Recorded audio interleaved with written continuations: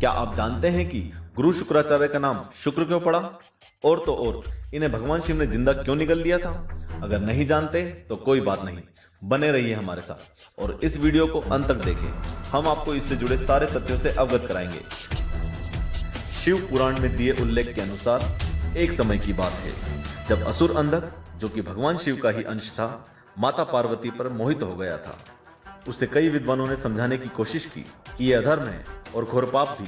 माता पार्वती तुम्हारी माता के समान है, किंतु उसने किसी की एक ना मानी और अधर्म के मार्ग पर ही डटा रहा और इसी कारणवश उसकी सेना और भगवान शिव की सेना के बीच युद्ध हो गया।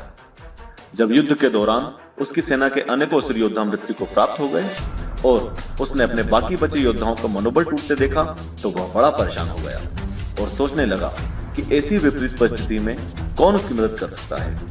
तब उसके मन में दैत्य गुरु शुक्राचार्य के पास जाकर मदद मांगने का सुझाव आया।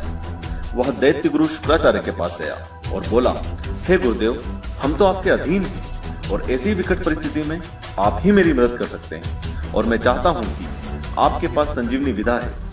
कृपया मेरी सेना के जो वीर असुर योद्धा मृत्यु को प्राप्त हो गए हैं उन्हें अपनी संजीवनी द्वारा पुनः जीवित कर दें। जैसा कि हम जानते हैं कि शुक्राचार्य दैत्यों के गुरु कहलाते हैं, तो उन्होंने असुर अंधक की मदद करना अपना धर्म समझकर उसकी मदद करने को राजी हो गए। उसके बाद गुरु शुक्राचार्य रणभूमि में पहुंच गए और एक एक करके सारे असुरों को अपनी संजीवनी विधा से जीवित करने लगे।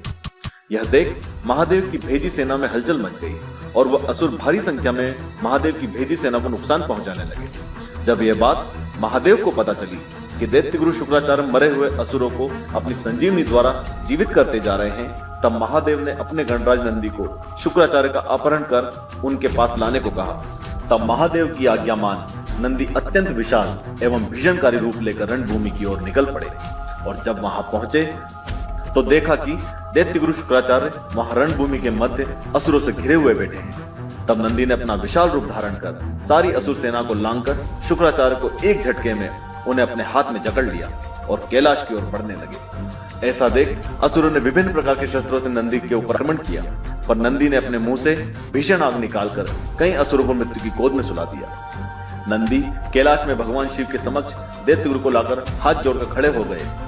जैसे ही भगवान शिव ने दैत्य गुरु को देखा तो उन्हें एक फल की भांति अपने मुख पर रखकर निकल गए। ऐसा देख राक्षसों की सेना में हड़कंप मच गया और उनकी स्थिति बिना सिंह के सांड या कहो बिना सर के देह जैसी हो गई। वहीं दूसरी ओर दैत्य गुरु भगवान शिव के उदर में चारों तरफ घूमते रहे, जहां उन्होंने पाताल के साथ साथ सातों लोक, ब्रह्मा, विष्णु एवं कई अप्सरा के भवन भी देखे और तो और उन्होंने युद्धभूमि में चीखती चिंगाड़ती हुई आवाजें भी सुनी। वहीं दूसरी ओर भगवान गणेश, भगवान कार्तिकेय एवं शिवगणों ने कई प्रकार के घातक अस्त्र शस्त्रों से राक्षसों की सेना में हमला कर उनके राजा अंधक को अंधा कर दिया, जिसकी वजह से उनकी सेना में कोलाहल मच गया और वे पराजित हुए।